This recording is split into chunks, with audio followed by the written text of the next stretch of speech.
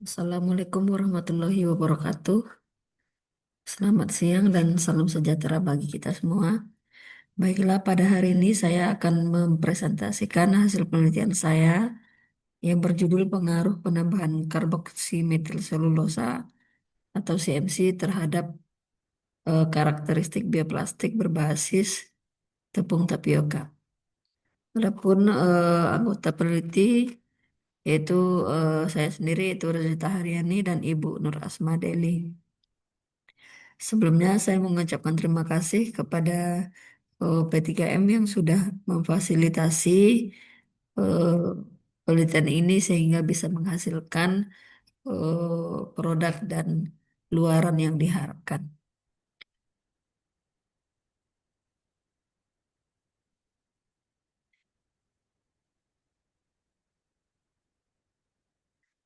Adapun latar belakang dari pembuatan atau penelitian ini adalah yang pertama, Indonesia sendiri menghasilkan cukup banyak sampah plastik, yaitu sekitar 69,9 juta ton atau setara dengan 18,71%. Limbah plastik itu sendiri merupakan limbah yang sulit terurai karena termasuk yang tidak degradable ya. Jadi sulit terurai. Nah, berbagai cara sudah dilakukan untuk mengurangi limbah plastik ini sendiri, seperti mengganti eh, kantong plastik dengan eh, bahan lain seperti eh, kertas dan kain, eh, membakar dan lain-lain. Tapi cara ini sendiri tidak efektif untuk mengurangi sampah plastik. Eh,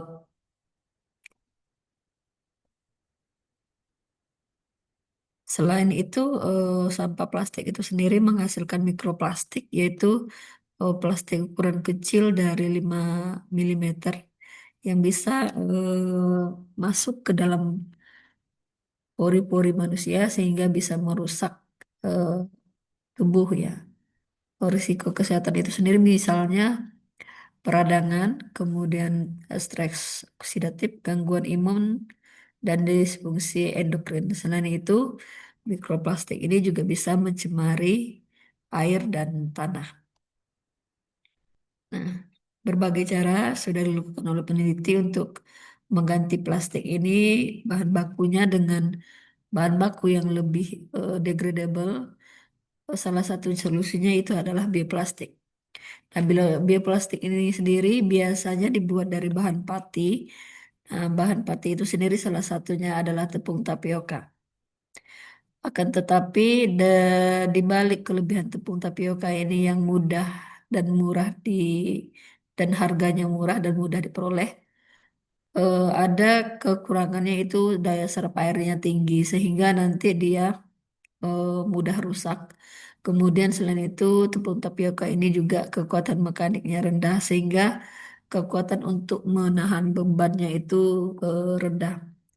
Oleh karena itu peneliti sudah menambahkan berbagai zat aditif untuk meningkatkan eh, kekuatan mekanik itu sendiri. Salah satunya adalah dengan menambahkan CMC. Nah, CMC itu sendiri sudah banyak dipakai di industri seperti industri kosmetik dan makanan sebagai zat pengental dan zat penstabil. Nah, untuk bioplastik itu sendiri, CMC bisa meningkatkan viskositas, bisa meningkatkan stabilitas, dan juga bisa meningkatkan kekuatan mekanik.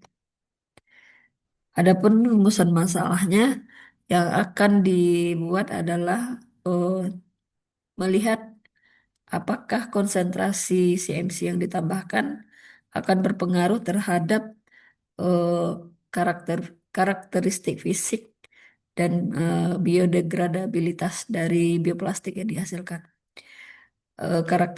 Karakteristik fisik contohnya adalah kekuatan tarik, morfologi yang biasanya akan dilihat dari uji FTIR. Nah, kalau biodegradabilitas sendiri akan diuji dengan soil burial test itu eh, menanam atau menimbun bioplastik ke tanah sehingga nanti kita lihat dia berapa hari akan terurai. Nah, jadi tujuannya adalah melihat konsentrasi CMC optimum yang akan memberikan performa terbaik pada kualitas bioplastik.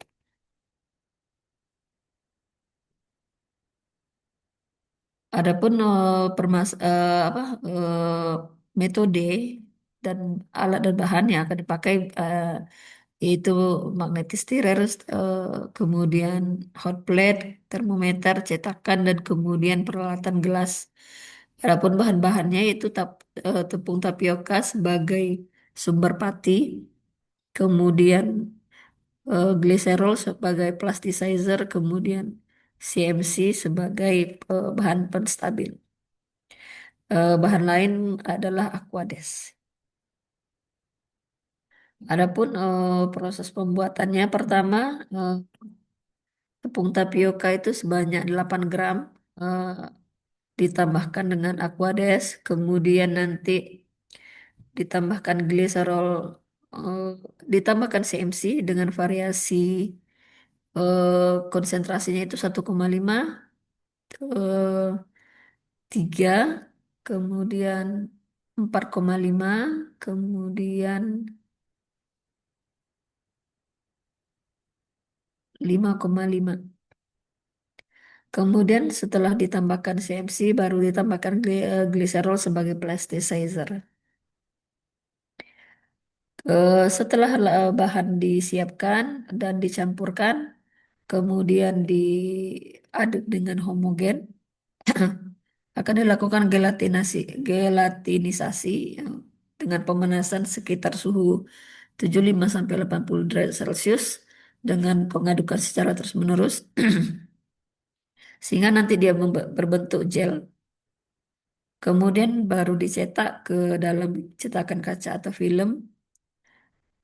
Kemudian dilakukan pengeringan dengan oven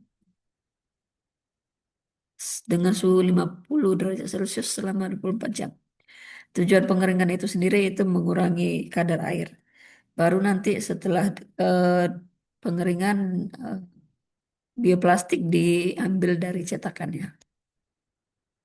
Nah, parameter pengujian sendiri yang pertama uji biodegradasi yaitu dengan cara soil burial test. Caranya adalah dengan menggunting atau memotong bioplastik itu dengan ukuran 3 kali 3 cm. Kemudian kita timbang, nanti itu berarti berat awalnya. Nanti setelah itu ditimbun atau dikuburkan ke tanah selama 7 hari. Setelah 7 hari baru dilihat apakah eh, bioplastik sudah terurai atau masih ada sisa bioplastik. Jika masih ada akan kita timbang lagi beratnya sebagai berat akhir. Jadi nanti rumusnya adalah berat awal dikurangi berat akhir per berat awal dikali 100%. Jadi nilai dari uji biodegradasinya adalah seperti itu. Kemudian uji kedua adalah uji daya serap air dengan memotong bioplastik sebesar 3 kali 3 cm. Kemudian nanti kita rendam ke dalam aquades selama 1 menit. Nah, nanti berat basah dan berat keringnya juga kita timbang. Nanti rumusnya adalah berat basah dikurangi berat kering per berat basah dikali 100%. Nanti persentase dari daya seru airnya didapatkan. Kemudian uji densitas atau uji kerapatan. Uji kerapatan itu sendiri untuk melihat eh, jarak antar eh, molekul atau jarak antara serat dari bioplastik itu sendiri dengan cara memakai pignometer. Caranya yaitu pertama potong bioplastik dengan ukuran 3 kali 3 cm. Kemudian di sanalah kita dapat panjang kali lebar kali tingginya untuk mendapatkan volume. Kemudian bioplastik yang sudah dipotong tadi ditimbang sehingga didapat masanya. Nah, rumus densitas itu sendiri adalah massa per volume sehingga bisa didapatkan densitas dari bioplastik. Nah, hasil dari pengujian itu sendiri yang pertama dapat dilihat di grafik daya serap air. Dapat dilihat bahwa dengan semakin meningkatnya konsentrasi CMC, maka ternyata daya serap airnya juga semakin meningkat. Jadi, karena ada semakin banyaknya gugus HCOOH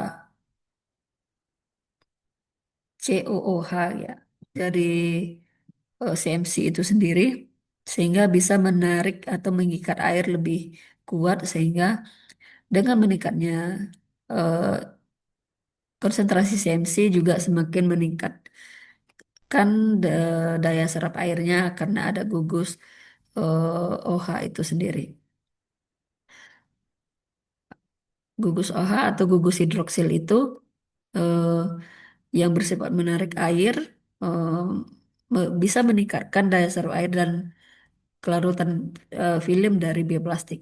Nah, kelarutan itu juga dapat mempercepat kerusakan film. Nah, untuk uji densitas yaitu densitas itu adalah berat persatuan volume sama kalau dengan meningkatnya konsentrasi CMC juga bisa meningkatkan densitasnya. Artinya dengan penambahan CMC bioplastik yang dihasilkan juga semakin rapat.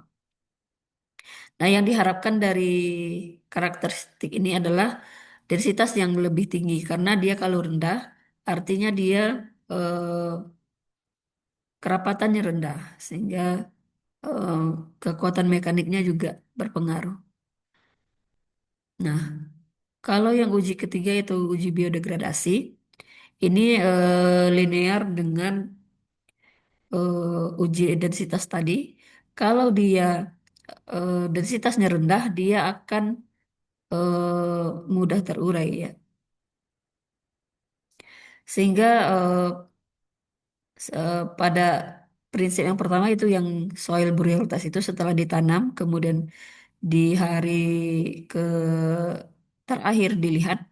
Nah, tren grafik menunjukkan laju biodegradasi menurun dengan meningkatnya di konsentrasi CMC terutama pada hari terakhir. Nah, kesimpulan dari penelitian ini ternyata dengan penambahan CMC kalau tanpa CMC dia kerapatannya rendah, daya serap airnya juga rendah. Kalau penambahan CMC kerapatannya meningkat dengan daya serap air meningkat. Eh, Demikian juga dengan perbedaan konsentrasi, artinya dengan peningkatan konsentrasi ada kerapatan yang meningkat, tapi ada juga daya serap airnya juga yang meningkat. Kondisi terbaik yang dihasilkan itu yang di 5,5 gram karena menghasilkan bioplastik paling stabil dengan densitas yang tertinggi. Kenapa densitas yang kita butuhkan? Karena densitas ini sendiri adalah kerapatan yang akan berpengaruh terhadap sifat mekanik atau kemampuan bioplastik untuk menahan beban. Nah, bioplastik itu sendiri direkomendasikan untuk kemasan pangan yang kering ya, atau tidak mengandung air karena daya serap airnya masih tinggi sehingga tidak direkomendasikan untuk pangan yang basah. Untuk saran penelitian lanjutan, diharapkan nanti eh, dicari atau bahan lain yang bisa mengurangi daya serap air sehingga apa plastik bioplastik yang kita eh, hasilkan tidak mudah rusak. Kemudian diharapkan nanti ada kajian optimasi untuk menyimbangkan laju biodegradasi dengan kekuatan mekanik. Kemudian saran yang lain yaitu adanya pengujian lanjut itu seperti uji tarik, uji elongasi dan nanti dilihat struktur molekul dari bioplastik itu dengan analisis gugus fungsi dengan menggunakan alat FTIR. Demikian presentasi penelitian yang saya lakukan. Sebelumnya terima kasih kepada Politeknik Kampar khususnya P3M yang telah menjembatani penelitian ini. Semoga dengan penelitian ini bisa menambah pengetahuan kita semua. Demikian saya tutup. Assalamualaikum warahmatullahi wabarakatuh.